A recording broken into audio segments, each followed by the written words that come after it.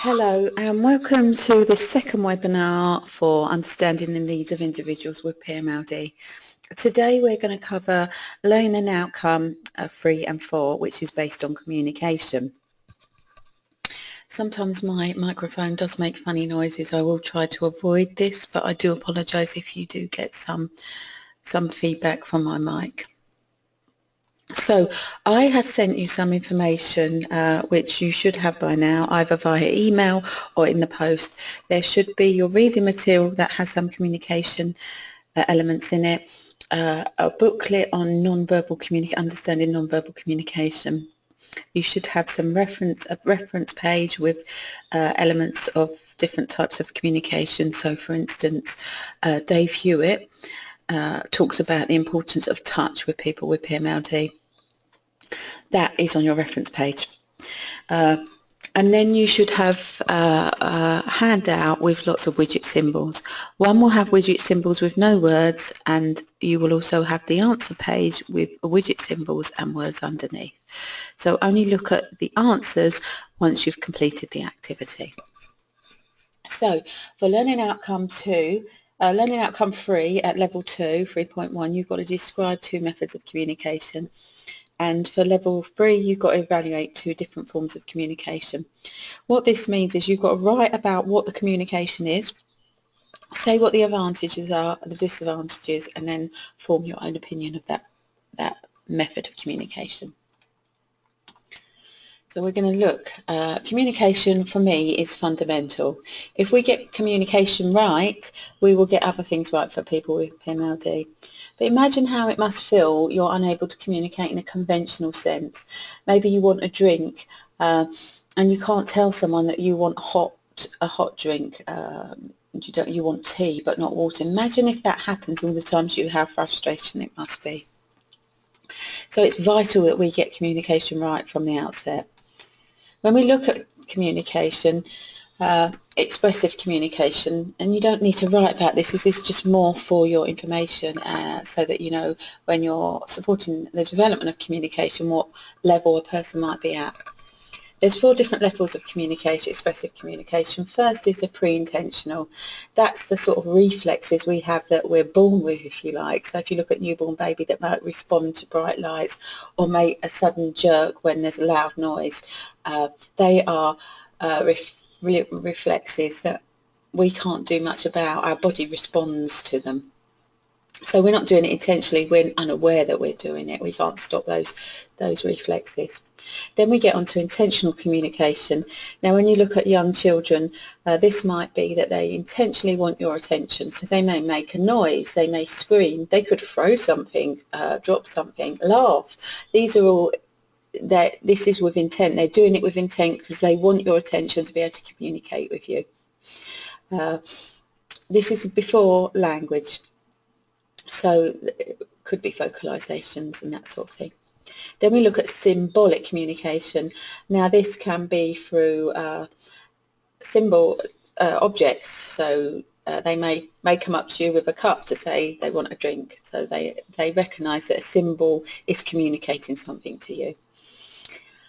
And finally, we're on to formal communication, and that is where someone's using the recognisable language. This could be English language, it could be British Sign Language, but it's recognisable to others. But for us, we're looking at people that we support probably on intentional and symbolic communication. So now we're going to look at some of the forms of communication. Augmentative and alternative communication are forms of communication that either supplement or replace speech. Some of the pictures here are of low-tech type communication.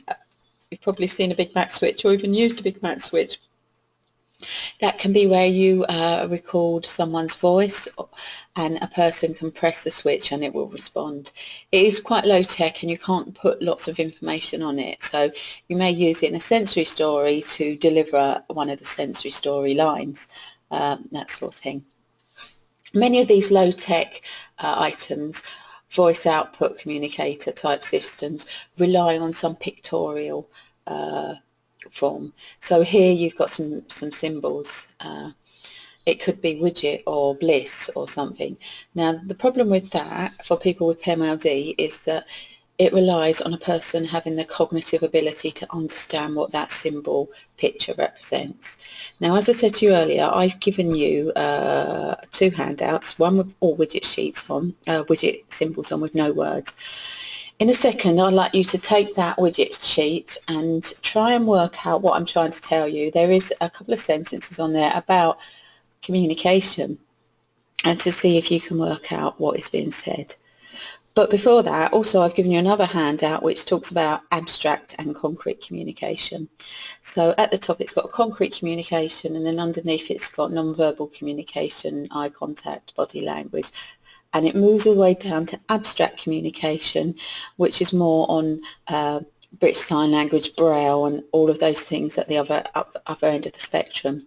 For our guys, we're looking at people that are more concrete communicators. When we look at the abstract stuff, even symbols and line drawings are coming down towards the abstract stuff. It's much more complicated to understand. Someone's got to have the cognitive ability to interpret what's being said, and that can be quite complex.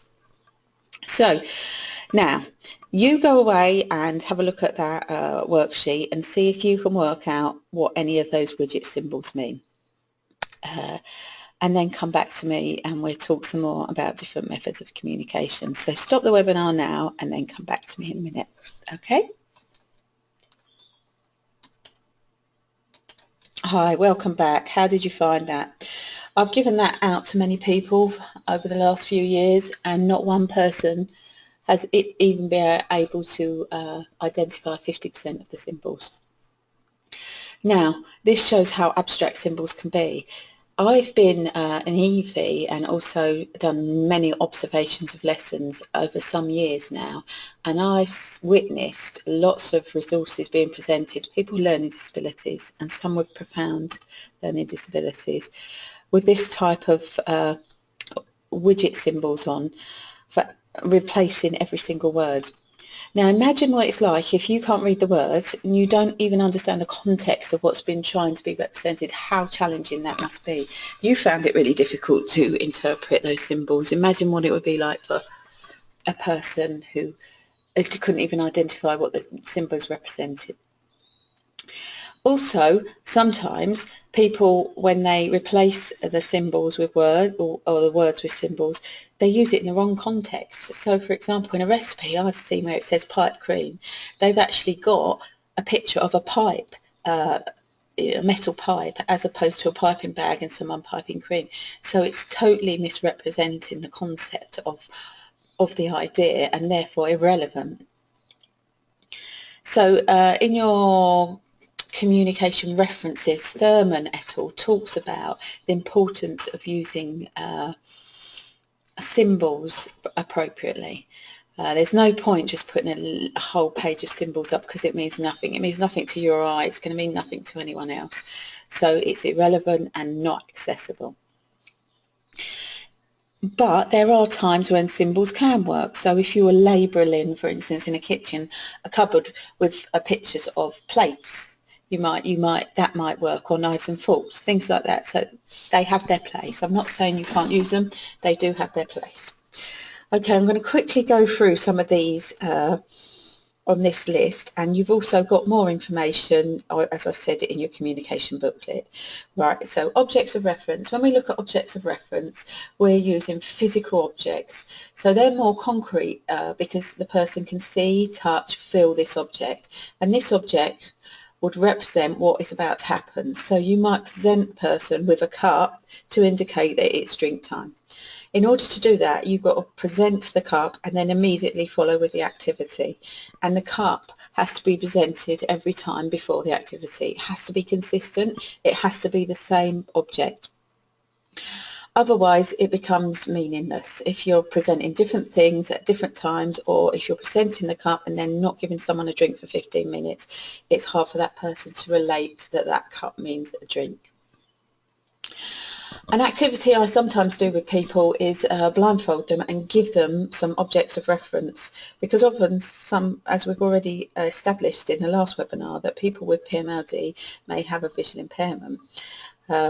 So we blindfold them and give them objects that have been used as objects of reference. Now, sometimes people will find this hard to understand what is being communicated. I'll give you an example. A paintbrush that has been sawn in half, stuck on a bit of card, and the bristles at the end of the paintbrush are completely rock hard with glue because it's an old paintbrush. This is meant to indicate that someone is about to have an art lesson.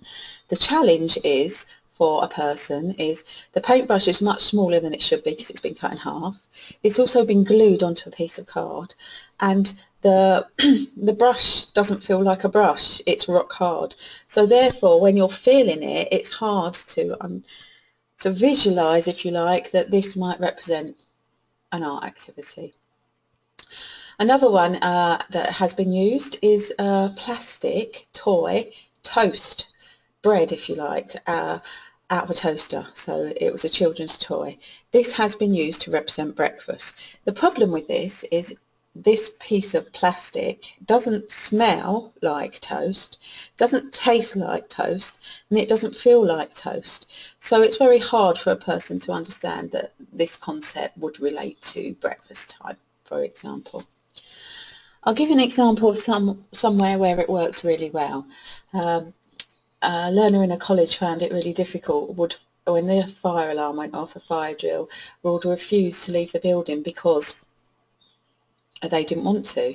They didn't understand the concept and found it difficult. However, every time you presented him with a coat, he would automatically know that that was time to go out of the college. Didn't know where he was going, maybe sometimes, but he knew that was his cue to move and walk out of the college with staff. So when the fire alarm went off, they would present the coat to that learner, and the learner would automatically pick up his coat and walk out of the building without any fuss. This is an example where an object of reference works well. That learner is familiar with that activity. He knows as soon as he gets a coat, it's time to go somewhere else. And so we're communicating it's time to move on, and that's where it works really well. It's familiar to him, he understands it, and it's personal to him. The drawback, I suppose, is in the summer you need to have the coat with you at all times. Anyway, so that's objects of reference. When we look at personal identifiers, they're similar to, if you sign, you'd know that people have their own sign name. So it's something that identifies them. So my friend of mine used to wear dangly earrings all the time, so her sign name was a dangly earrings, and people would automatically know that that was her in conversation. So it would be the same with a personal identifier. It could be that a person always wears a particular perfume. That could be their personal identifier. It could be that someone for example, a PE teacher has a whistle. That could be his personal identifier. It could be an object, it could be a smell, it could be a picture, it could be many different things. We're moving on now to body cues and tassels. Tassels is a tactile system of signing on the body for sensory learners. And body cues are a similar thing. So example of a body cue would be when you gently touch someone's shoulder, apply a little bit of pressure to say you want them to sit down. Equally, if you put their hand under their elbow to raise it slightly to get them to stand up. Tassels is similar to this, but they use a system where they rub the top of the shoulder gently in a circle movement to show that they're about to communicate with someone. Then a person would draw their arms down the person's hands down the person's arms and put their hands underneath the person with PMLD ready to sign. Then the person with PMLD has the option to keep their hands there and help with the signing, or to remove their hands and then the person would do on-body signing. Lots of the signs have been adapted for Makaton. They're quite practical signs like hoisting, cleaning teeth, feeding, those types of things. The difficulty or the drawback of this type of communication would be for people who find touch difficult. So someone with autism might find that challenging. But equally, people with visual impairment may like that form of communication because it's quite reliable and they like touch. Dave Hewitt in my reference list talks about the importance of touch when communicating with people with PMLD, and the fact that touch is very often neglected or not thought about as a form of communication, because we're so hung up on safeguarding. And when I speak to people about touch policies, they say they've got a touch policy, but what they actually mean is they've got a no touch policy. For people with PMLD, touch is really important, and so we need to have a touch policy to explain why touch is important, when we would use touch and how we would use touch, because equally that safeguards the person with PMLD and the staff. Okay, so we're going to look at sign support. What we mean by that really is Makaton. Makaton is a form of sign language that's been adapted from BSL, but it's simplified. It's used with speech, so whereas BSL is not used with speech, and it supports English. Sometimes there are symbols as well that can be used, but again these are quite abstract, so not often used for people with PMLD. Makaton, in a way, it helps to slow people down. It slows the speech down, and if you are signing, you would only sign key words to a person. The difficulty with Makaton is that sometimes a person may only use very few symbols, and they may adapt them so you might not easily recognise them. So it's important that you get to recognise their signing so that you can respond to it. Okay, when we look at sounds of reference, it's similar to objects of reference, but we're thinking about for instance, the dinner bell at school. Some people have sounds to get up in the morning, so their alarm might be a particular sound.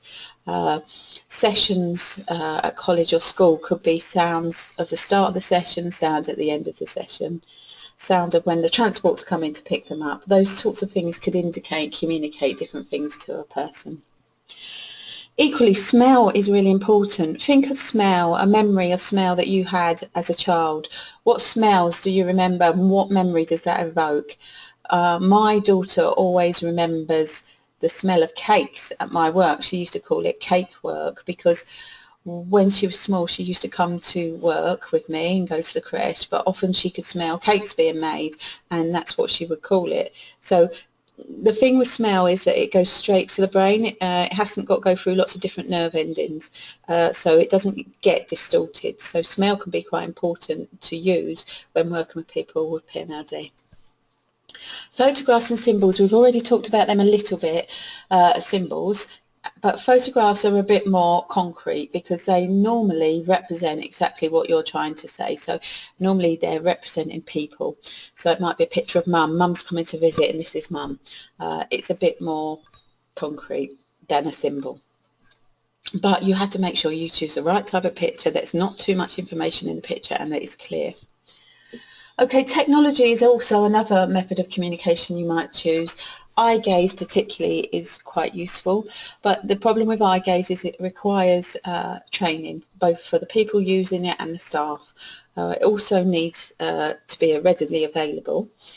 But eye gaze is basically where a person may use their eyes to look at something on the screen and they can make it respond and say things. So you might give a person different options of different drinks on the screen and they can look at, for instance, a cup of tea, and you would know that they want a cup of tea.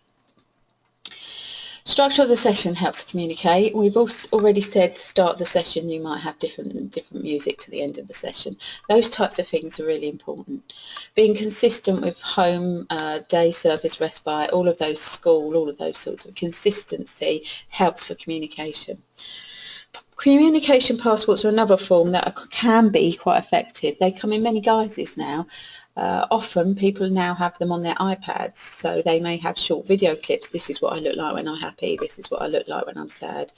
May have a communication bag where they've got items in to say, communicate, talk to me about this, talk to me about that. I like my dog called Candy. Here's a picture of her, talk to me about Candy. Those types of things. The drawback for communication passports is that they need to be owned by the person. I've been in places where the communication passports are locked in the office. That's pointless. Who's going to access them? How are they going to get that information out? I've also been to places where all communication passports are the same.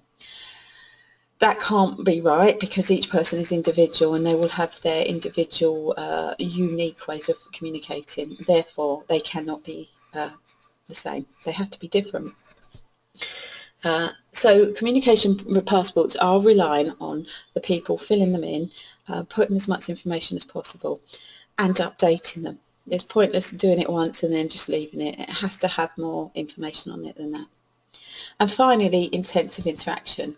We are going to cover intensive interaction in more detail, and you will look at some video clips on that. So I won't talk about that just now. So you've got to pick two of those or different ones and write about them. So what I'd like you to do is to think about at least one or two, preferably. If you're doing level 3, look at the advantages and disadvantages of this method and just make some notes ready for you to write it up in your workbook. I've already sort of gone through some of the advantages and disadvantages of each method. So, right, so that's describing or explaining methods of communication. We're now going to go on to the barriers of communication and defining good practice. So when we look at communication, for me, the barrier, the biggest barrier of all is the staff member or the person with that person. We become the communicator. If we don't communicate effectively with that person, their voice goes unheard.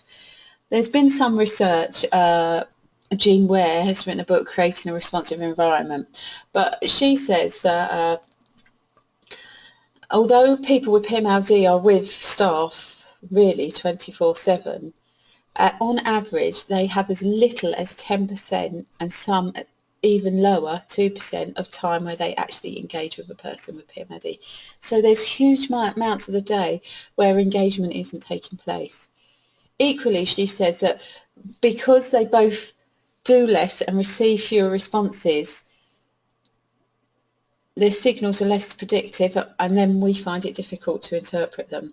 We're less consistent, we're slower at responding, we don't expect responses, so the interaction is slower and less satisfactory and can even be stressful for a person because they're trying to communicate with us. So again, research, we respond to one, this is research, on average we respond to 1 in 10 of their behaviours, and we dominate a lot of it, we lead 90% of the time. So we're not picking up on the small amounts of communication, even the small little communication that's going on. Competent communicators will always lead and interact, but will not dominate or be directive. They will allow the partner to take the lead and communicate, and that's where intensive interactive comes in really useful, because in that process you are letting the person lead the communication. As I said, we'll go on to that again in a minute. She also says that stimulation, it's not about how much stimulation you provide, but it's about how they respond to the stimulation and the behaviour of the learner. You could put someone in a sensory room and bombard them with stimulation, but if it's not having an impact on them and they're not responding to it, it's pointless. And this one, which I think is really important, especially in a learning environment, we're so set on having specific product outcomes. So a learning outcome by the end of whenever the learner should be able to do this, the learner has progressed from this to this, that often we miss some of the other things that come out, the aspects of communication, things that emerge or incidental we don't pick up on because we're so focused on that particular outcome. And sometimes we need to take a step back and look at other things and see how they emerge, because a person might develop other skills, not necessarily the learning outcome that you're focused on. Okay, so when we're looking at barriers to communication, and after I've gone through these slides, I'm going to give you a case study, and that's where you've got to write a 500 to 800 word essay on barriers of communication. But when we look at barriers of communication, and you'll see from the case studies I give you, these are some of the barriers. For me personally, I feel it is the person that is the communicating partner who is the major barrier to communication. So if you're not being familiar with an individual and you don't understand how they communicate, you're not in tune with them, you're not developing a relationship with them, you become a barrier to their communication. If you've got negative assumptions and beliefs, and you think that they don't understand and they can't do something, that becomes a barrier. You're not making the effort to try and interact with that person because you believe that it's not working. Now, I've been in situations where I've heard people say, what's the point of this? They don't understand it. Automatically having that negative assumption that someone doesn't understand puts them off. They can pick up on that. They know that you're being negative about them, and that can mean that you don't develop a relationship of trust or any type of relationship where you can interact and develop communication. Not using their preferred method will prevent them being able to make choices.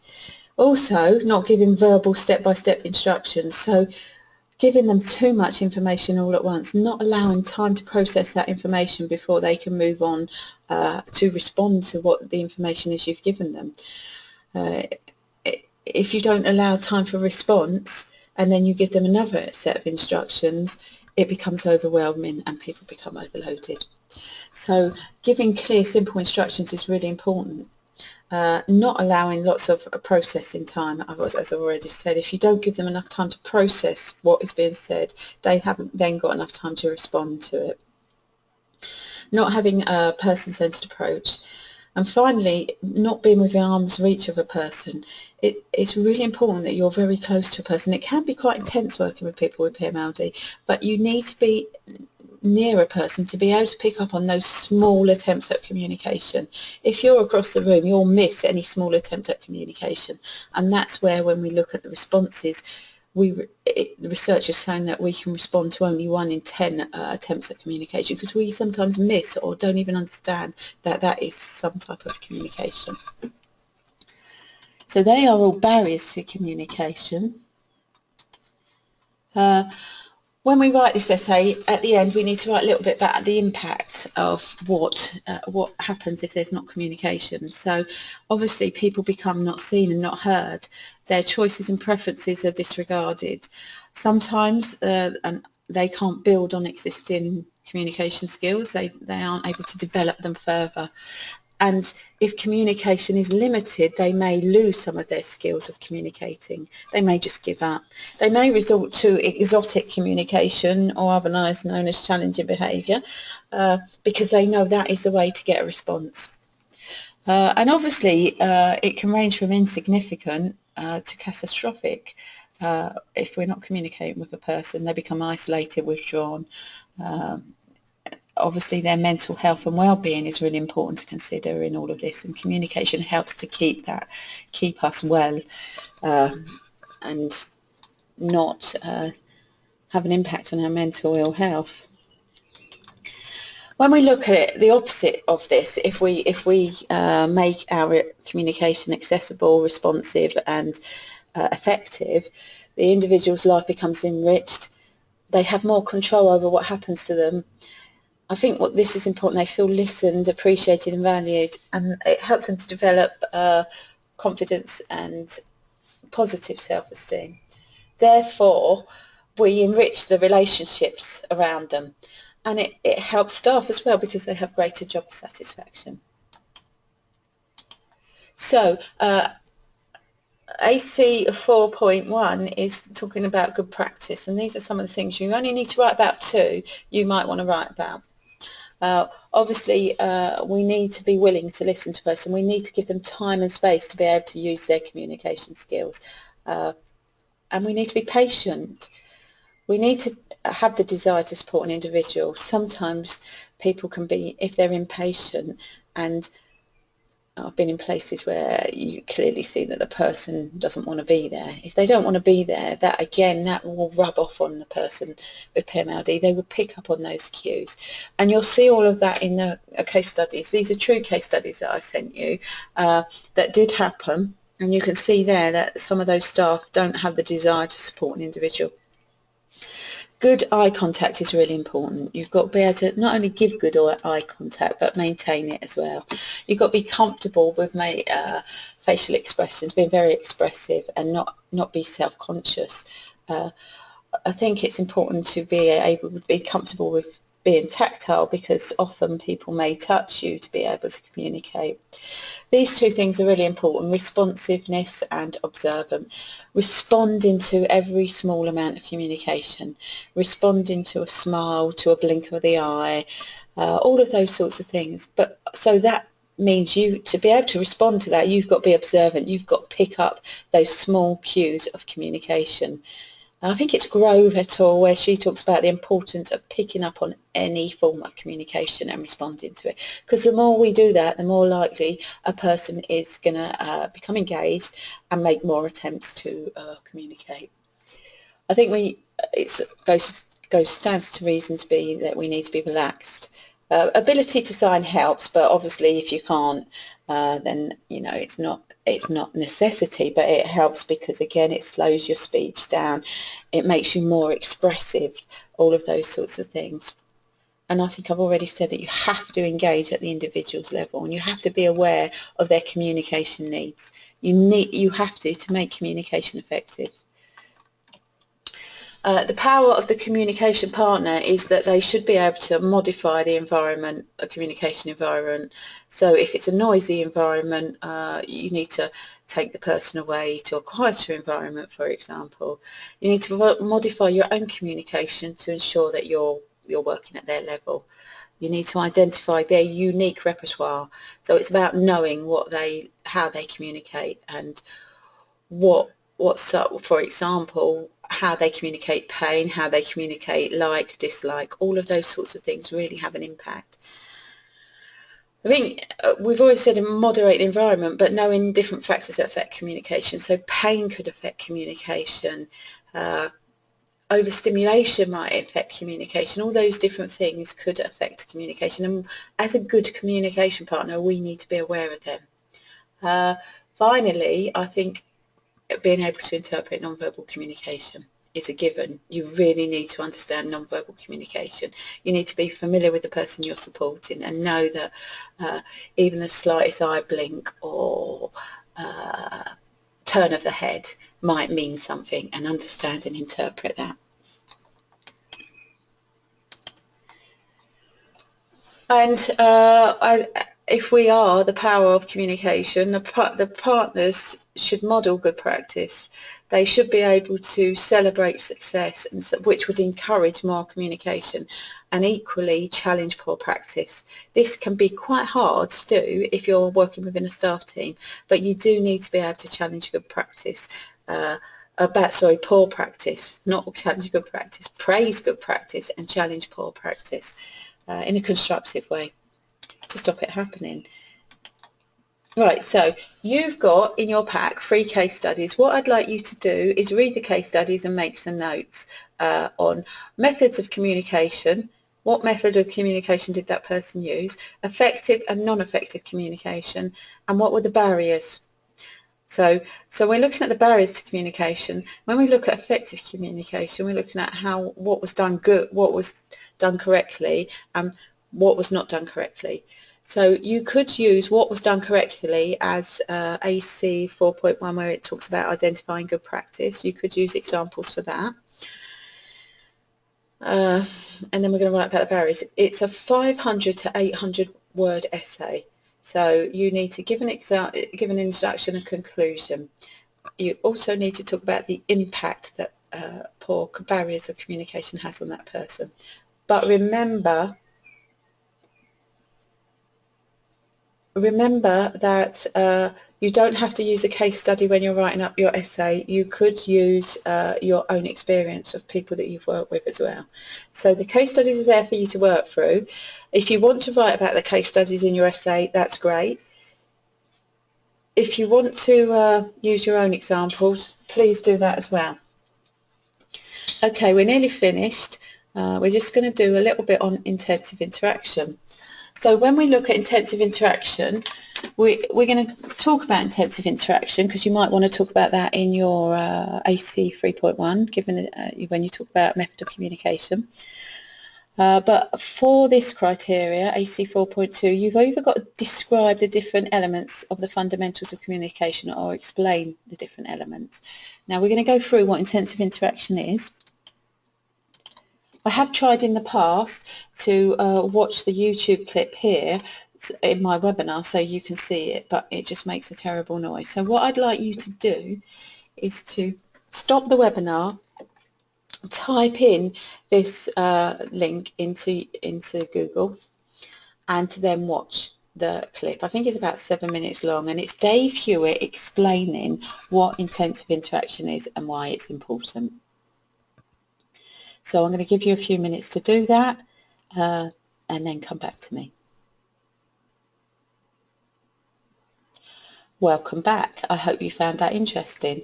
So if you understand what Dave Hewitt is saying, he's saying that we develop all these pre-communication skills as very young children, and these are the skills that we are trying to develop for people with PMLD. For me, these things are really important and become part of our learning outcomes in our teaching. We need to encourage, look at ways of how we can develop eye contact and turn taking, for example. So he's sort of explained intensive interaction as not mimicking, but sort of you have this process where you use their language to communicate. I'd like to liken it to go into a faraway land where you walk into a big, I don't know, big canteen, and you can't work out what is going on. You have no clue of what to do or what to say, and everyone's speaking a foreign language.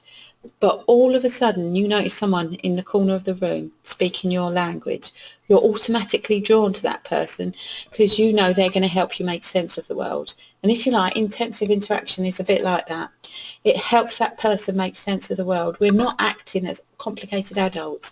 We're using their form of communication that they understand and that they know to help them develop new skills. And this is the important part of intensive interaction.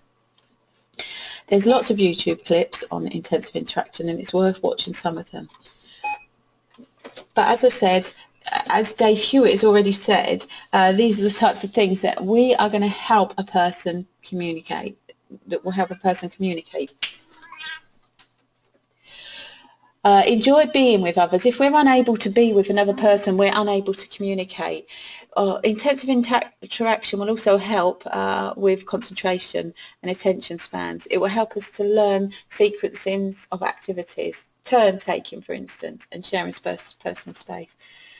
But the most important bits for me are that using and understanding eye contact, facial expressions, physical contact and non-verbal communication, using vocalizations. They're the most important things. I have got someone vocalizing at the moment, unfortunately, so I've tried to keep them quiet. It is my very elderly cat. And these are the things that we can use when we are looking at what learning takes place in intensive interaction. I don't need to read them all out to you, but if you look at the P levels, you know, they're in there. Activities that we can use when we're looking at developing these skills. So if we were looking at turn taking, obviously team games are really important for turn taking. Communication is a two-way process, so we need to learn to take turns. So team games are really important. Sensory stories are great for developing eye contact, body language, vocalizations. Massage is one that you could use for touch, understanding touch. Action songs can be gestures, and even personal care routines are where you can use intensive interaction. So what we've got to do for AC 4.2 is not talk about intensive interaction as such. We've got to talk about why these things are important and how they help to develop communication. I've got a clip down here that I would like you to watch.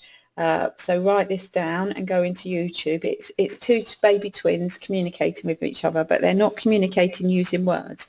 I want you to consider the following: what type of communication are they using? How does it help?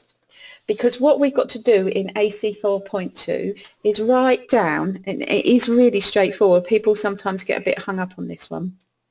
What is eye contact? Why is it important, and how does it help with communication?